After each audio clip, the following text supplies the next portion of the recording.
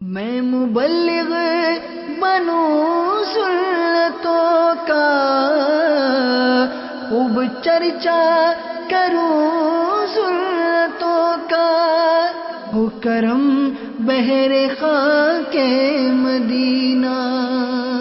الحمدللہ رب العالمین، والصلاة والسلام علی سید المرسلین، اما بعد فاعوذ باللہ من الشیطان الرجیم، بسم اللہ الرحمن الرحیم۔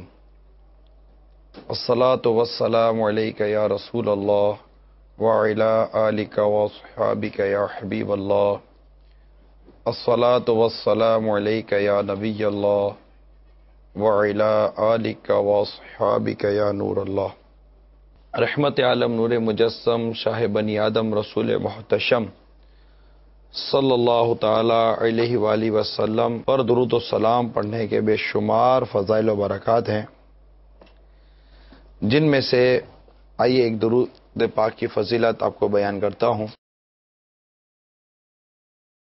چنانچہ میرے آقا صلی اللہ تعالی علیہ وآلہ وسلم ارشاد فرماتے ہیں، مجھ پر درود پاک کی کثرت کرو، بے شک یہ تمہارے لیے طہارت ہے۔ صلو علی الحبیب صلی اللہ تعالی علی محمد وعلی آلہ وصحبہ وبارک وسلم۔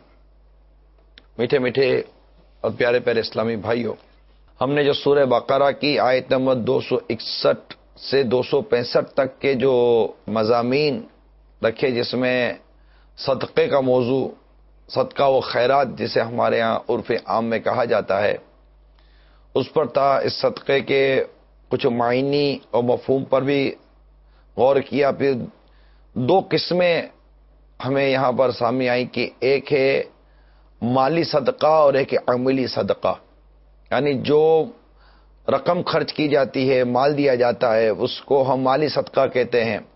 اس کے فضائل بھی اپنی جگہ پر بیان کیے گئے، مگر ایک عملی صدقے کے متعلق بھی ہم نے سنا کہ کس طرح انسان کے نیک اعمال، اچھے جو کام ہوتے ہیں، وہ میں کون کون سی روایتوں میں یہ سارے کام آئے، بھٹکے کو راستہ دکھانے وغیرہ سے، راستے سے کوئی تکلیف دہ چیز دور کر دینے کے حوالے سے، نیکی کی دعوت، برائی سے منع کرنا، خود کو برائی سے روکنا وغیرہ، کافی اس میں مدنی پھول آپ کو عرض کرنے کی کوشش کی۔ اور یہ تھا کہ اب کہ صدقہ کہاں کرنا ہے، چند روایت سناتا ہوں۔ سب سے پہلے ایک بڑی پیاری روایت میرے سامنے ہے۔ حضرت سیدنا انس رضی اللہ تعالی عنہ بیان کرتے ہیں کہ جب قرآن کریم کی یہ آیت کریمہ نازل ہوئی، لن تنالوا البر حتی تنفقوا مما تحبون وما تنفقوا من شیء فإن اللہ بہ علیم، کہ یہی خلاصہ ہے کہ تم ہرگز نیکی کو نہیں پا سکتے جب تک کہ اللہ کی راہ میں وہ مال خرچ نہ کرو جو تمہیں پسند ہے۔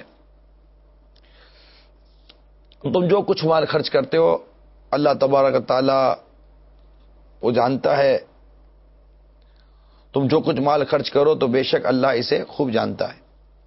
تو جب یہ آیت کریمہ نازل ہوئی تو اس وقت ابو طلحہ رضی اللہ تعالی عنہ بارگاہ رسالت صلی اللہ تعالی وسلم میں حاضر ہوتے ہیں اور عرض کرتے ہیں، میرے آقا صلی اللہ تعالی وسلم، اللہ تعالیٰ فرماتا ہے تم میں اس وقت تک ہرگز تم نیکی نہ پا سکو گے جب تک اللہ کی راہ میں اپنا پسندیدہ مال خرچ نہ کرو۔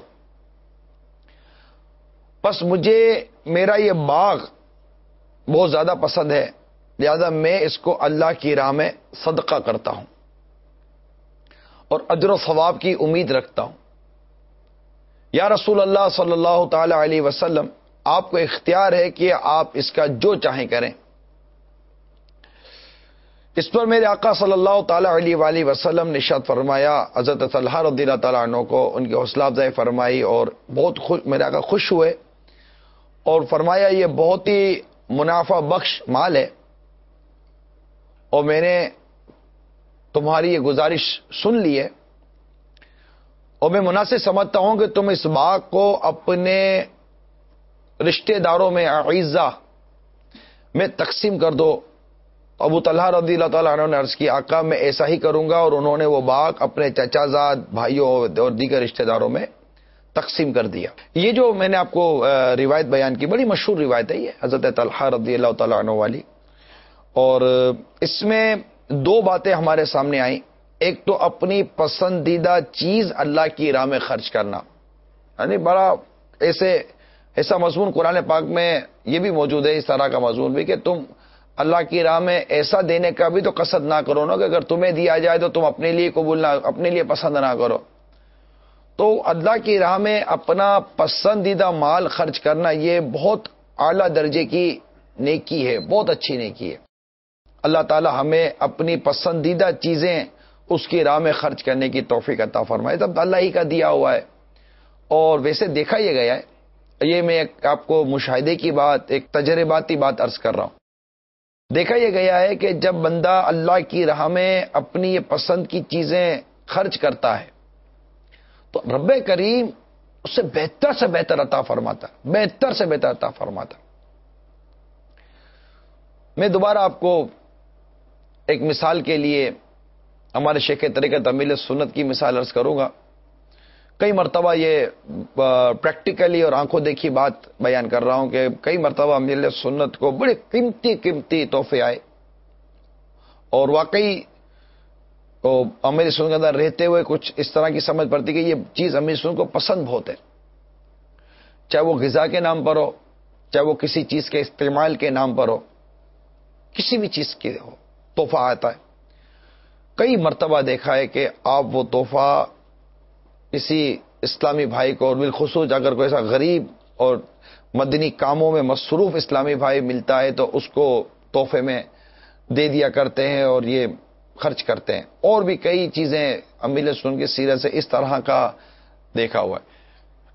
تو اللہ تعالی ہمیں بھی توفیق عطا کرے. بعض اوقات مذاق مسکری میں بھی آدمی اس طرح کی چیزیں کرتا نہیں ہے اور سمجھتا ہے کہ یہ بس یوں ہی ہے، مگر حقیقت یہ ہے کہ اگر ہم اپنی پسندیدہ چیزوں کو اللہ کی راہ میں خرچ کرنے کی عادت پیدا کریں. آپ کوئی خوشبو، آپ کے پاس خوشبو بہت پسند ہے آپ کو، آپ کسی کو اللہ کی رضا کے لیے، وہ اچھا بہت لگتا ہے، خوبصورت بہت ہے، مالدار بہت ہے، مطلب کوئی ہماری نفس بیچ میں نہیں آنی چاہیے، نفسانی چیز نہیں، ایک مطلب اللہ کے لیے، اس کے پیارے حبیب صلی اللہ علیہ وسلم کی رضا کے لیے قرآن کی اس آیت کریمہ پر عمل کی نیت سے کہ میں اپنی پسندیدہ چیز اللہ کی راہ میں صدقہ کر رہا ہوں، اللہ کی راہ میں خرچ کر رہا ہوں، اللہ کی راہ میں دے رہا ہوں، کہ میں ایک اعلیٰ سے اعلیٰ اور ایک اچھی نیکی پانے میں کامیاب ہو جاؤں. نیکی کی قدر قیامت کے دن ہوگی جب ایک ایک نیکی کو بندہ ترسے گا. پھر وہ نیکی جو بڑی اعلیٰ درجے کی ہو اور بڑی پسندیدہ نیکی ہو، اس کا مقام و مرتبہ تو پھر کیا ہی بات ہے اس کی. تو انہی میں ایک یہ نیکی ہے کہ اپنی پسندیدہ چیز کو اللہ کی راہ میں خرچ کرے، اپنی پسندیدہ چیز اللہ کی راہ میں صدقہ کرے. ایک تو یہ یہاں پر سبق ملا ہمیں کہ ہم اپنی پسندیدہ چیز اللہ کی راہ میں خرچ کریں.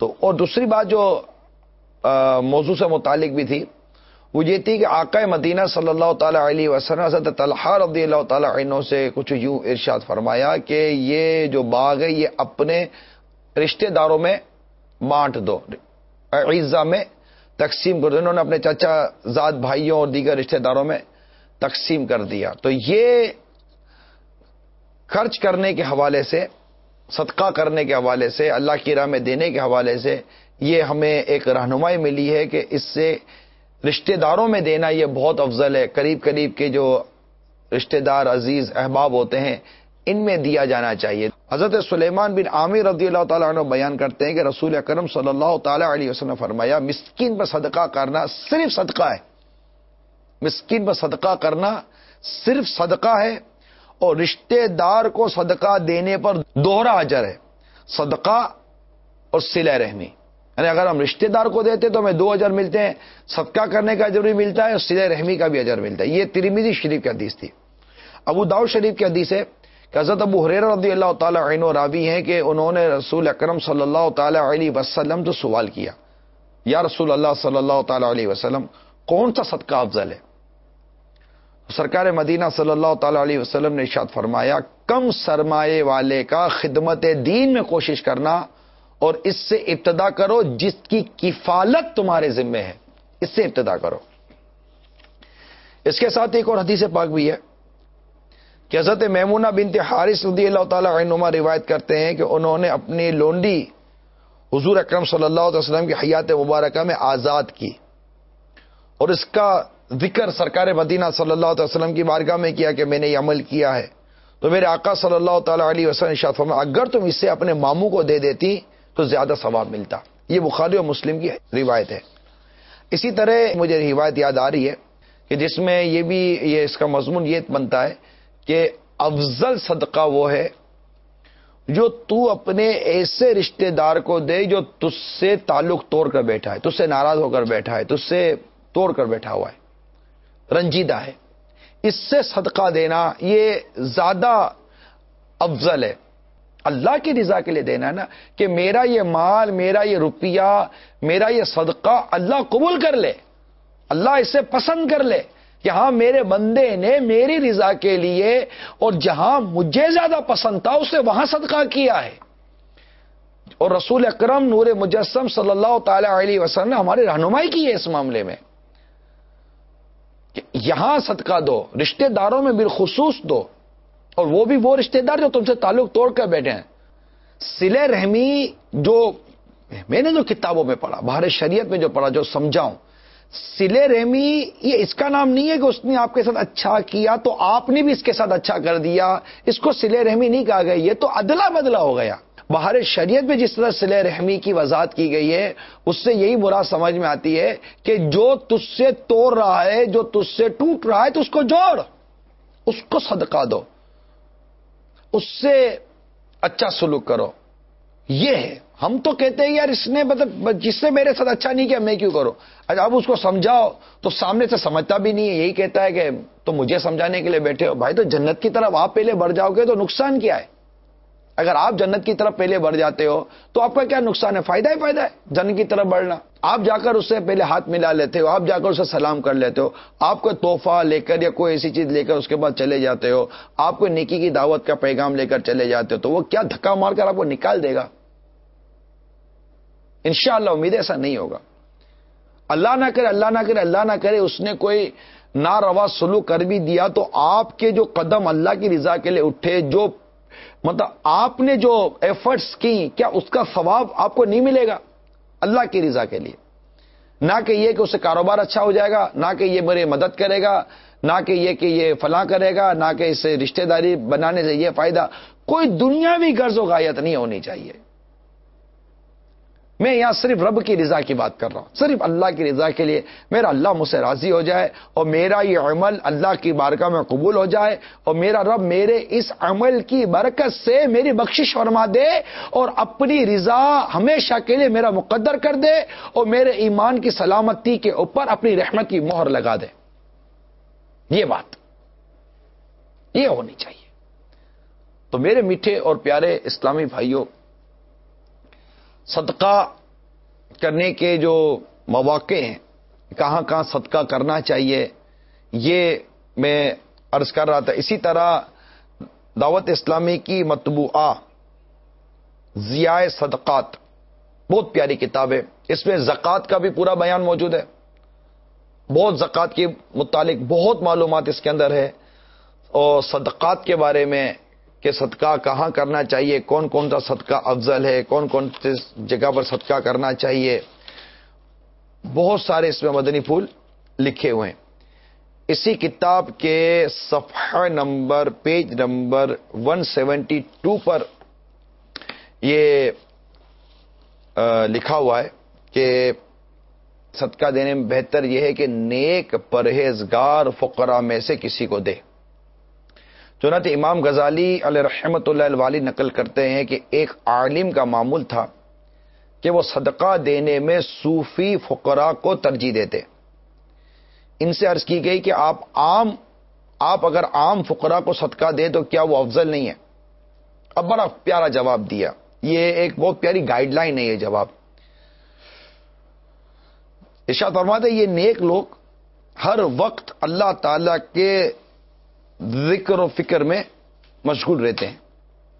اگر ان پر فاقہ یا کوئی مصیبت آئے تو ان کے مشاغل میں خلل آئے گا. لہذا میرے نزدیک دنیا کے 1000 طلبگاروں کو دینے سے بہتر ہے کہ ایک سچے دیندار کو دوں. جب حضرت سیدنا جنید بغدادی رحمت اللہ تعالی علیہ کو یہ بات بتائی گئی تو آپ نے اسے پسند فرمایا اور فرمایا کہ یہ شخص اللہ کے ولیوں میں سے ہے. میں نے آج تک اتنی اچھی بات نہیں سنی. اسی طرح سے جنید بغدادی رحمت اللہ تعالی علیہ سے عرض کی گئی کہ فلاں دکاندار کنگال ہو گیا ہے اور دکان چھوڑنے کا ارادہ رکھتا ہے. تو حضرت جنید بغدادی رحمت اللہ تعالی علیہ نے انہیں کچھ مال بھیجا اور کہلوایا کہ یہ مال استعمال کریں اور دکان بند نہ کریں، کیونکہ تجارت آپ جیسے لوگوں کے لیے نقصان دہ نہیں. دراصل وہ شخص سبزی بیچتا تھا اور صوفیاء اور فقراء نیک لوگ جو تھے ان کے خریدے ہوئے مال کی قیمت نہ لیتا. اسی حضرت عبداللہ بن مبارک رحمت اللہ تعالی علیہ جو امام اعظم امام ابو حنیفہ رحمت اللہ تعالی علیہ کے شاگرد و فقہ حنفی کے بہت بڑے امام ہیں، اہل علم لوگوں کے ساتھ خاص طور پر بھلائی کرتے. ان سے عرض کی گئی آپ سب کے ساتھ ایک سا معاملہ کیوں نہیں رکھتے؟ فرمایا میں انبیاء کے بعد علماء کے سوا کسی کے مقام کو بلند نہیں جانتا.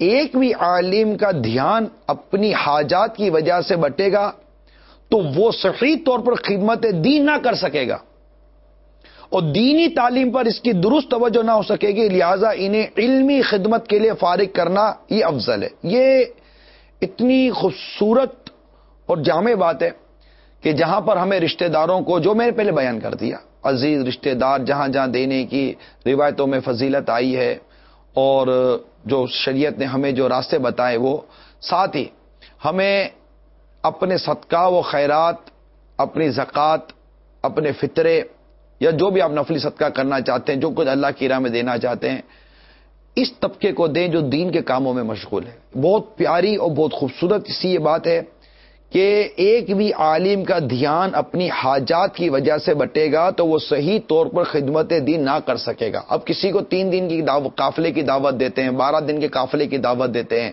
30 دن کے قافلے کی دعوت دیتے ہیں، 12 ماہ کیا نظر آتا ہے؟ کام کیسے کروں گا، کاروبار کیسے کروں گا، فلاں اجتماع میں بلائے تو کاروبار آگے آ جاتا ہے، تجارت آگے آ جاتی ہے، اور بھی 10 قسم کے مسائل وہ جو آگے آ جاتے ہیں. تو دین کی خدمت کے لیے جو یکسوئی اور جو دھیان اور جو ایک فارغ ذہنی ہونی چاہیے کہ بندہ مطالعہ کر سکے، علم دین کی خدمت کر سکے، دین کی خدمت کر سکے، علم دین حاصل کر سکے، اس کے لیے ہماری یہ ذمہ داری بنتی ہے کہ ہم ان کو ان حاجات کی طرف جانے ہی نہ دے جو ان کے ذہنوں کو منتشر کرے اور ان کے خیالوں کو منتشر کر کے ایسا نہ ہو کہ اس طرف چلے جائے تو ہمارا یہ سارا نظام جو دین کا نظام ہے یہ رہ جائے.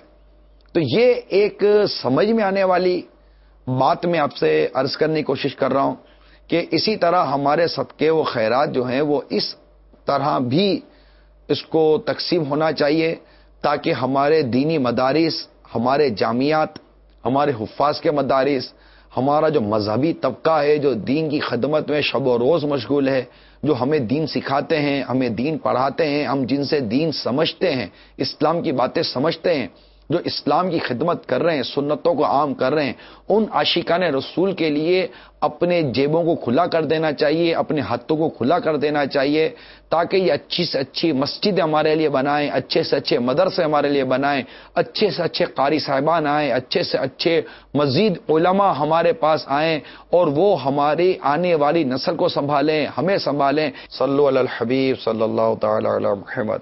اب میں چاہوں گا کہ آخر میں کچھ صدقے کے بارے میں کچھ روایتیں بیان کر دوں تاکہ مزید صدقہ کرنے کی ہمیں ترغیب ملے اور ہمارا ذہن بنے کہ سرکار مدینہ صلی اللہ تعالی علیہ وسلم نے ارشاد فرمایا نماز ایمان کی دلیل ہے اور روزہ گناہوں سے ڈھال ہے اور صدقہ کوتاہیوں کو یوں مٹا دیتا ہے جیسے آگ کو پانی. اسی طرح نبی رحمت صلی اللہ تعالی علیہ وسلم کا ایک اور فرمان ہے کہ صدقہ اللہ تعالی کے غضب کو بجھاتا ہے، بری موت کو دفع کرتا ہے. ایک اور حدیث پاک بھی آپ کو انشاءاللہ تبارک و تعالی سناتا ہوں کہ سرکار مدینہ صلی اللہ تعالی علیہ وسلم نے ارشاد فرمایا ہر شخص بروز قیامت اپنے صدقے کے سائے میں ہوگا یہاں تک کہ لوگوں کے درمیان فیصلہ فرما دیا جائے. یزید کہتے ہیں ابو الخیر کا معمول تھا کہ روزانہ بلا ناغہ کچھ نہ کچھ صدقہ فرماتے، اگرچہ روٹی کا ٹکڑا یا پیاز صدقہ کر کے۔ حضرت یزید بن ابو حبیب سے مروی ہے کہ حضرت مرثد بن ابو عبید اللہ یزنی اہل مصر میں سے وہ پہلے شخص تھے جو شام کے وقت مسجد میں جایا کرتے تھے۔ راوی فرماتے ہیں کہ میں آپ کو جب بھی مسجد جاتے دیکھتا تو آپ کے ہاتھ میں صدقہ کرنے کے لیے پیسے یا روٹی یا گیہوں کچھ نہ کچھ ہوتا، حتیٰ کہ بسا اوقات میں انہیں پیاز اٹھائے ہوئے بھی دیکھتا تو میں کہتا ابو الخیر یہ پیاز آپ کے کپڑوں کو بدبودار نہ کر دے۔ فرماتے ابو حبیب کے بیٹے میں اپنے گھر میں اس کے سوا اور کوئی چیز نہیں پاتا، دیکھیں کیسا صدقے کا، گھر میں اس کے سوا کوئی اور چیز نہیں پاتا کہ جسے صدقہ کرو۔ مجھے ایک صحابی رسول نے بیان کیا کہ نور کے پیکر صلی اللہ تعالی علیہ وسلم نے فرمایا مومن کا دیا ہوا صدقہ بروز قیامت اس پر سایہ ہوگا۔ تو اللہ تعالی ہم سب کو صدقہ کرنے کی توفیق عطا فرمائے، اور جو اس کے میں نے مقامات بتائے اللہ تعالی ہمیں اس کے بھی سمجھنے کی توفیق عطا فرمائے، اخلاص عطا فرمائے، ریاکاری و دکھاوے سے حب جاں سے محفوظ فرمائے۔ اللہ تعالیٰ دعوت اسلامی کو، مدنی چینل کو نظر بد سے بچائے، دین 25 رات 26 ترقی عطا فرمائے، اور ہمیں بھرپور انداز میں دعوت اسلامی اور مدنی چینل کے ساتھ تعاون کرنے کی توفیق عطا فرمائے۔ آمین بجاہ النبی الامین صلی اللہ تعالی علیہ وآلہ وسلم۔ میں مبلغ بنوں سنتوں کا، خوب چرچا کروں سنتوں کا، ہو کرم بہر خاک مدینہ۔